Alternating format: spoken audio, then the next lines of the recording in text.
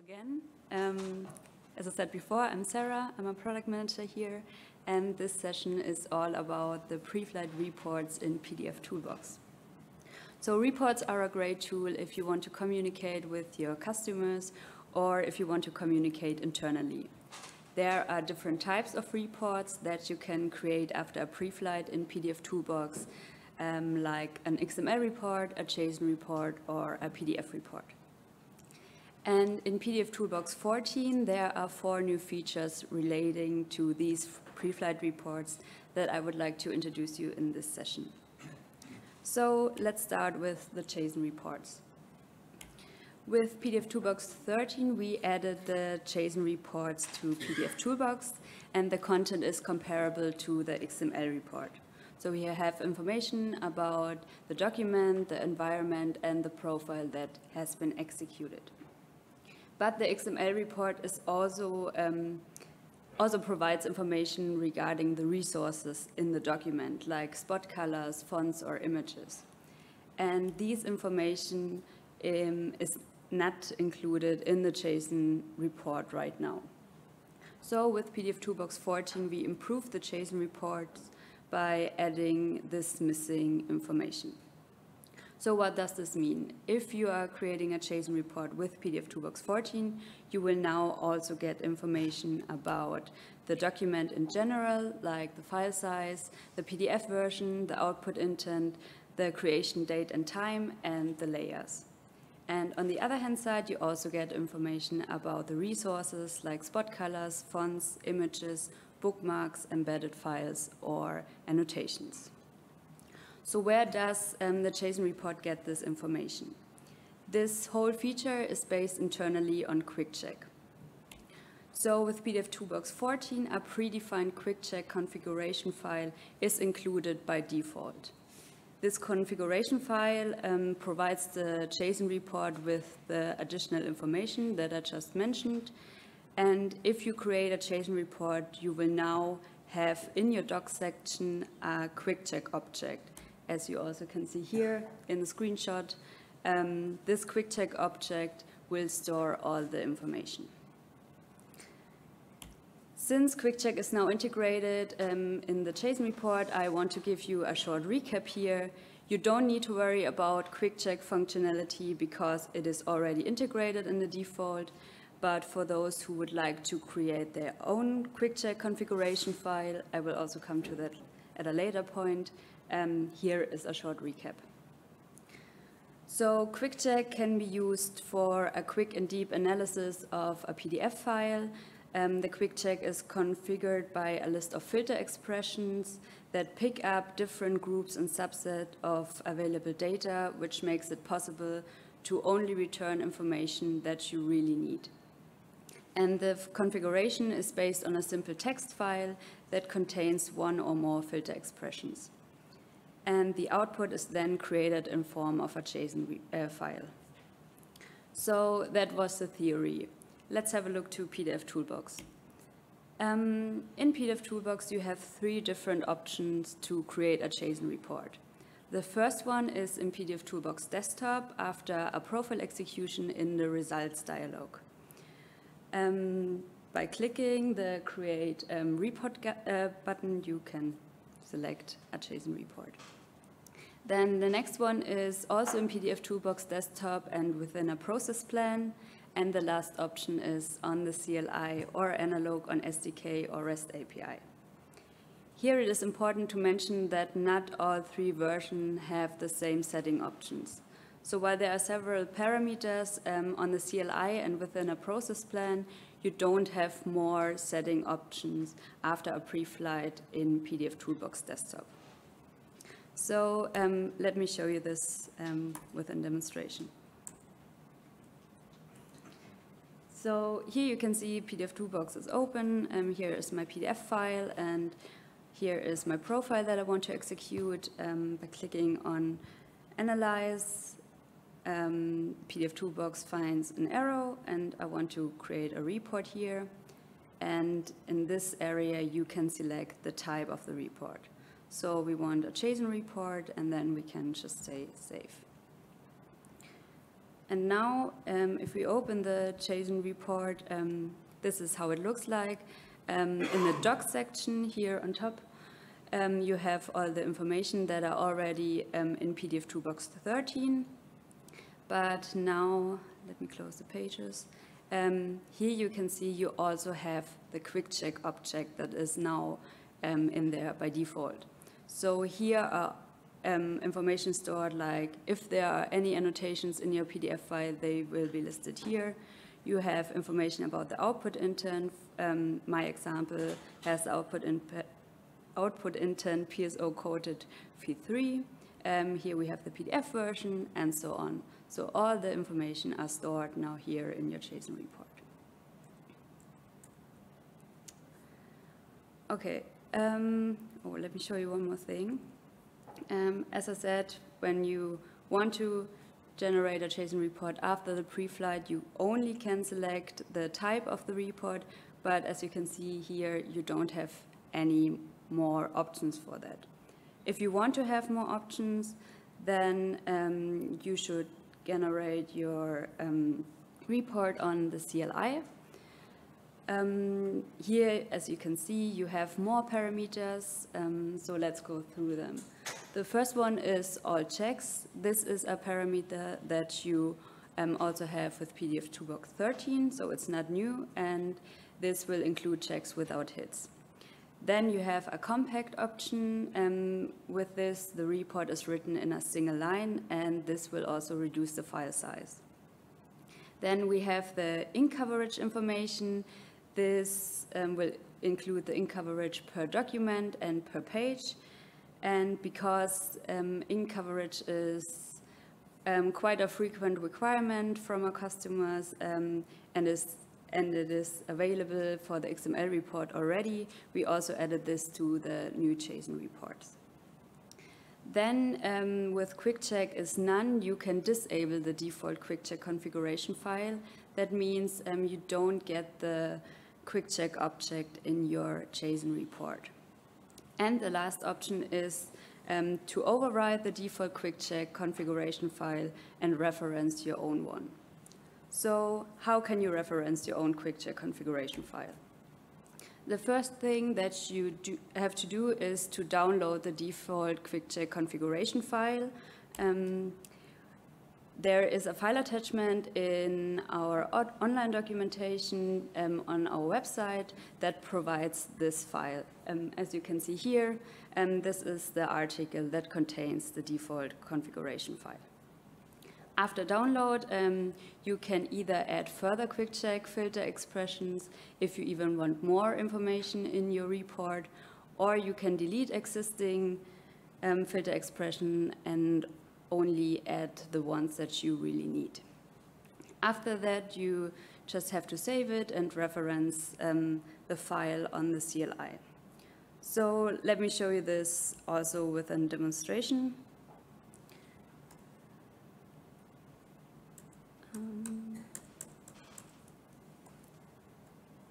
So here we have the default quick check configuration file that you can download. This contains all the filter expressions that you have by default. And all I did was delete a lot of them because in my new JSON report, I just want the information about the output intent. And I also added a completely new filter expression that will give me information about the transparencies that are used in the document. So let me go to the CLI. So here, pdfToolbox is already there. All I have to do is now to take a profile that I want to execute, then my PDF file, and then I have to say report is JSON, and then with quick check, I can reference my own quick check configuration file that I showed you with the 2 filter expressions, and then I can run this. And now let's have a look to the new JSON report. We have it here. Again, here in the docs section, we have the quick check object, And now you can see we only have information about the output intent, and here are the new information about the transparencies that are used, like blend modes, or information about transparency groups. So this is a really good way to include only the information that you really need for your JSON report. Okay, that was all for the improved JSON reports. Now let me move on with another feature, which is always create an XML or JSON report. So before pdfToolbox 14, there was no report generation for files with processing errors, like password protection or corrupt PDF files.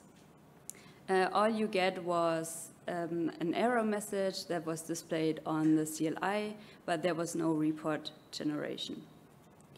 Now with pdfToolbox 14, a report will be created even in case of such processing errors. Here, the result is then a reduced report which only displays an error message. So here we have an example of a JSON report for a password protected file, and the error message is saying could not open encrypted file.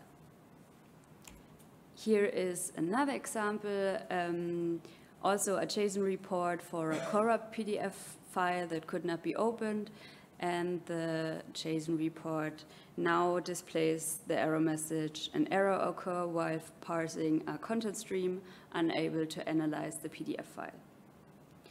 And these type of reports you will also get with an XML report.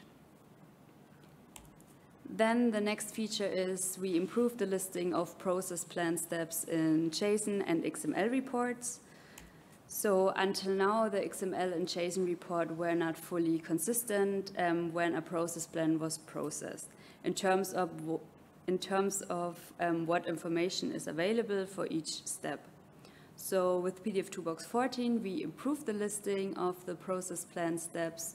So now you get for each process plan step the information about the name, the comment, the custom ID, if one exists, and the type of the process plan step. So let's have a closer look to that. Here in the screenshot you can see a JSON report that was generated with pdfToolbox 13. A process plan was processed, and in the steps section of the report you have information about the name and the type of each process plan step. Now with pdfToolbox 14, we added, as I said before, two new attributes, the comment and the custom ID. So now in the steps section, you always have these four information if they are existing. The same with the XML report. As you can see here, maybe on top of it, in the sequence steps section, we have an action, and you also get there the four information: type, comment, custom ID, and the name. So now the XML and JSON report are consistent in the listing of process plan steps. And now, last but not least, our PDF reports. So with pdfToolbox, you have the possibility to create two different types of PDF reports. The first one is the PDF report that has an overview page, which you can see here. This page summarizes information about the pre-flighted document, the environment, and a list of errors, infos, and warnings. This PDF report is static in the sense that you cannot change the layout, the color, or the text. So the report will always look like this. If you want to change the layout, you can choose the second option of the PDF reports, which is the custom PDF report. So this PDF report is based on an HTML template that you can modify. And a default template is always delivered with your application, so you always have one default template. And here you have the possibility to adapt the default template or even create your own one. Here you can see the template, how it looked like in pdfToolbox 13. Now with pdfToolbox 14, we improved the layout of the overview page, so now it looks a little bit clearer and more modern, and there are also some small content improvements. Let me show you this in pdfToolbox.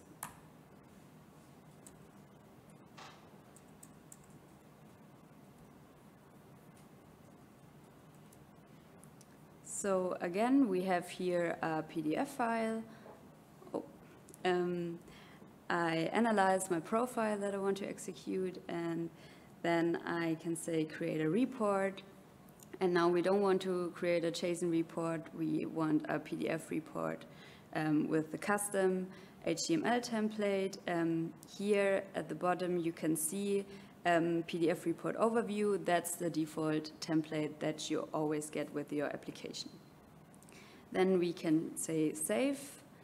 And now you will get the new layout for the PDF report. You have here some information about the profile with list of errors and warnings. We have some document information and information about the environment.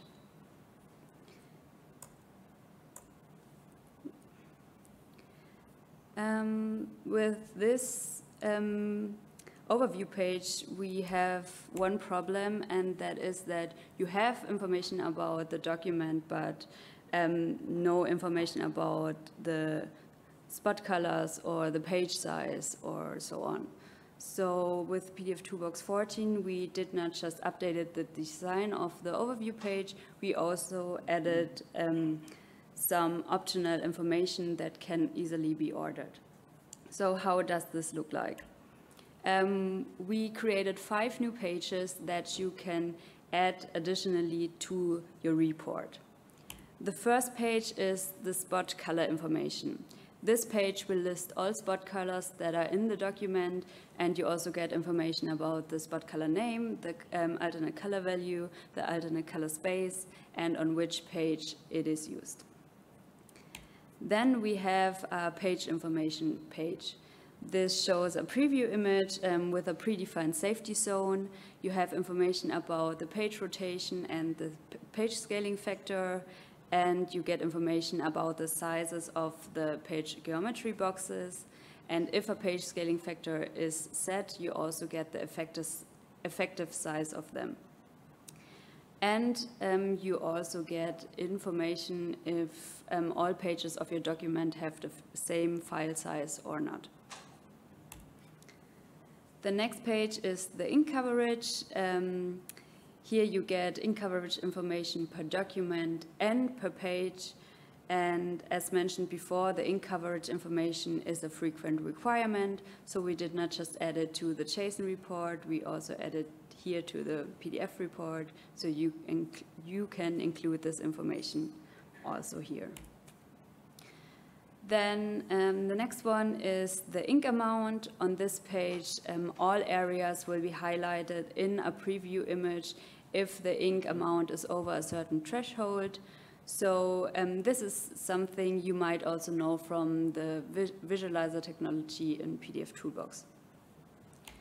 And the last page shows separation previews for process color separation like cyan, magenta, yellow, and black, and also for the spot colors. Because these pages are optional pages, we wanted you to decide if you want to add them to your report or not. If you create these optional pages, of course, it will take a little bit longer for the report creation. So because of performance, the default is that none of these pages will be added to your report. But if you want to include them to the report, this can be easily be done. So let me show you how to do this. Sir? Yeah. There is a question, and the answer, I can also give the answer along with, but the question is if I'm using pdfToolbox in German or some other language, yeah, and if I generate the PDF report, the report also comes out in that language or not? Yeah. So yeah, the you answer will get is yes. the optional information in the language that your pdfToolbox is. Yeah, okay, thank you. Okay, so how can you add these optional pages to the report? The configuration is done via the manifest XML. This is a communication file between pdfToolbox and your template. So in this file, you can specify which content you want pdfToolbox to generate. So we added the parameters for the 5 optional pages to the results section of the XML file. So let's have a closer look in the results section of the manifest XML. So this is a screenshot of the results section that shows the ink coverage information. So every optional page has such a section now in the manifest XML. And let's have a look at this example and the structure of it. So down at the bottom, there is the important part. Here you have the ink coverage parameter. Above that, we have some comments to describe the option that you can set in the ink coverage parameter. And on top, you have a general description. As mentioned before, and as you can see here, the whole section is commented out by default. If you want to add the page to your report, all you have to do is to uncomment the ink coverage parameter at the bottom. If you do that, it will look like this. Now you can see the parameter is uncommented, and now the ink coverage page will be generated to your report. In conclusion, here is an overview of all 5 optional parameters that you can find in the manifest XML. As you can see, you have different options for each parameter, and these options you can adjust to your needs. For example, all of them has a page selector, so you can choose for which pages you want this information. If a parameter has the possibility to create a preview image, then the parameter also provides a resolution option. Here you can set the resolution for the preview images. So if you want to have a better resolution for the preview images, you can easily change it here. And just for the sake of completeness, and it is only relevant if you want to create your own template. All of them has a show attribute, and most of the time the show option will be on 1, as it is by default. And if it is on 1, the optional page will be added to your report if it is uncommented. But if you want to use your own template, you can switch show to 0, and that will mean that the data for the specific parameter will be generated, but not the optional page. So since I'm talking about creating your own report template, I will now hand over my presentation to Vincent. He's a software developer at Callas Software, and he are going to tell you more about creating your own template.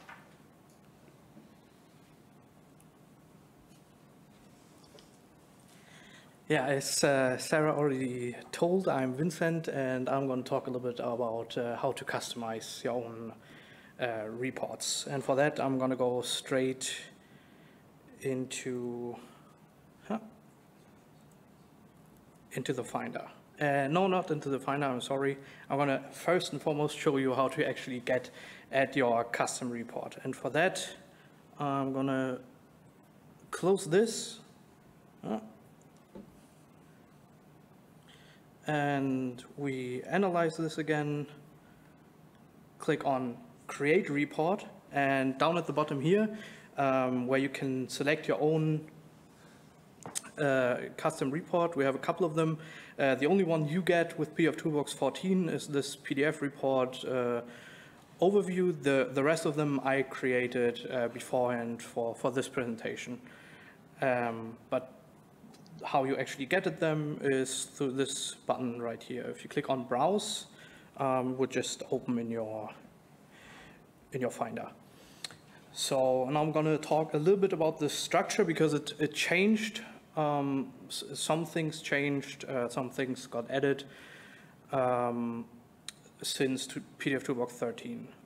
We still have an index HTML that just contains all the structural HTML code for the creation of the overview page that is always added, and all the additional information pages. And the second HTML file down at the bottom here is new. It's called overlay HTML, and this one is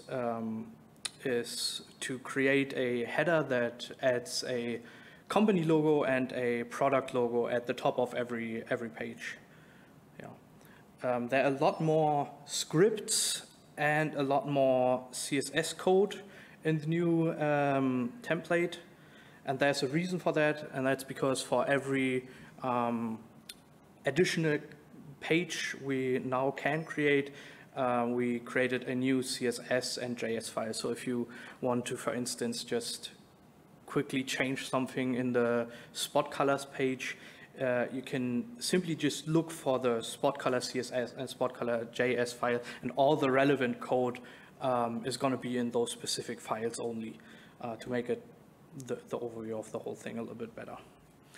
Yeah, the start point for the JS is this overview file right here, and I'm going to simply just open that and show you a little bit.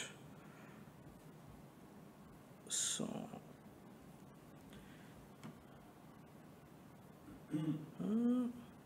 scripts, and then our overview file, and I'm going to show you the button down here, because this is basically the start point. In here we check if some JSON report is there that contains some data. The data that the report takes in comes out of this JSON report that is only created if you activate it through the manifest XML, and if you add the additional pages into also activate them in the manifest XML. And there's also a callas params.js file which contains some data, general data about the documents and the translated strings and so on. So now that you know a little bit about the structure, I'm going to show you some small examples of how to easily change some of the data. The first thing I'm going to show you is how to change the branding. So I'm going to change the logo and the color scheme of the whole thing. Then I'm going to show you how to change the data only on the overview page. It's pretty easy. I'm going to add an output intent information which is not on there before. And the third thing I'm going to show you is how to add your own font section also on the overview page, because we don't have any information about fonts, and that can also be pretty easily achieved.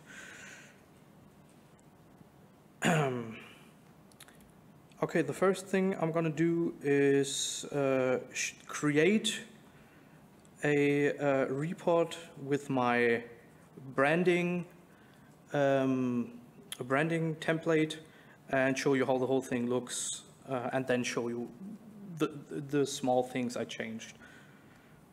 I'm going to replace the old one. And now, as you can see, compared to the old one, we have a new logo, and the color scheme changed a little bit. We changed there are two main colors, and I changed them to a blue or a cyan-like color and a little bit darker cyan. And how does it look in code? It's pretty simple. You have two files for the whole thing you need to change. The first thing is the overlay HTML, and down here you have this image element, and there you only need to change the path, and that's basically it. For the second change, for the colors, you have this global CSS file, which the global CSS file contains basically only CSS that is used on every page, also on every additional page, to differentiate a little bit and make it more readable. And at the top here, you have two CSS variables. And as you can see here, I have my cyan-like color and then a little bit darker one. And those are the only things you need to change to basically change the color for most of the headings and the this line right here, which is also used on all the other pages you can see here. We also have the colors right here. Then for the second thing I want to show you, which is how to change some information. I'm going to do the same thing, click on Analyze, and just going to show you how it looks, and then show you how what I changed. I'm going to create a new report, then select my Change Information report, save this, replace the old one. Now I have to wait a little bit. Yeah. And like this, I forgot something. For this one, I wanted to first change the information. Now I didn't remove anything, but as you can see at the bottom down here, there's an output intent information added now. So we have to first change it and then run the whole thing again. Yeah, for this, you have this index.html file, which contains the code for the overview page. And the first thing I wanted to show you was just how easy it is to, for instance, remove information from the document information path. You just need to remove the corresponding HTML code. It's just pretty simple, actually. Yeah. And the other thing I did for the output intent, I just added the same line right here, just with output intent. And the other thing I did was, because the output intent information is not contained in the calls.params.js, we couldn't just get to the information because it isn't just a JavaScript object. We need to read the data out of our JSON file. And for that, it's pretty simple. The same function that I showed before of overview.js. We have our basically start point. And right here, I'm reading the JSON report file that gets added during runtime of pdfToolbox report creation. And in here, I just added this add output intent function that gets called, and we hand over this JSON data and just simply add the information to the HTML document. Pretty simple stuff. Just to show you, I'm going to do the whole thing again now with hopefully the file saved. Yeah. The same thing, change information template, save this, replace the old one. Yeah, and now it's a little bit more condensed, and we still have our output intent down at the bottom here. Now for the last thing I wanted to show you, which is I'm firstly gonna, now it's hopefully right, I'm gonna create the report with the font section, save this, replace this so I can show you. Yeah, as you can see here, down at the bottom here, we have the new section, which is called fonts. And for this, I'm also gonna show you that you can also use custom translation keys, so you can add your own new sections basically and really easily add your own translation. You don't have to do a whole thing and add that. We added that for you. What you need to do for this in code is also pretty simple. It's not really much more than the other stuff I showed you. I simply copied the code for this heading with this line under it, and in here we have this translation key, which for that you can simply, if something doesn't exist, some string, You can add your own key, or you can also, if you wanted to, override existing keys. Those can be found in the calls params. I also can show you. We have this cal stick right here, and here are the keys. And if, for instance, you don't like something that's being translated, you can also override these. But for us, if something doesn't exist, we can simply add this here, and we have this translations JSON, and this file, we can simply add this key, and I only added English and German, but you can also add this for all the other languages that pdfToolbox supports. And if you create your report, it depends on what language your pdfToolbox is set to, and then the report, it takes whatever it needs out of here. And the last thing for this whole thing is just the same overview JSON like before with the output intent, add output intent function. I just added a new function, add fonts, because this also needs data out of the JSON report. And it's also pretty simple. I just loop over the array that contains the fonts and just simply add them to the DOM again like before. And that's basically it. Pretty simple stuff. So, and that's it.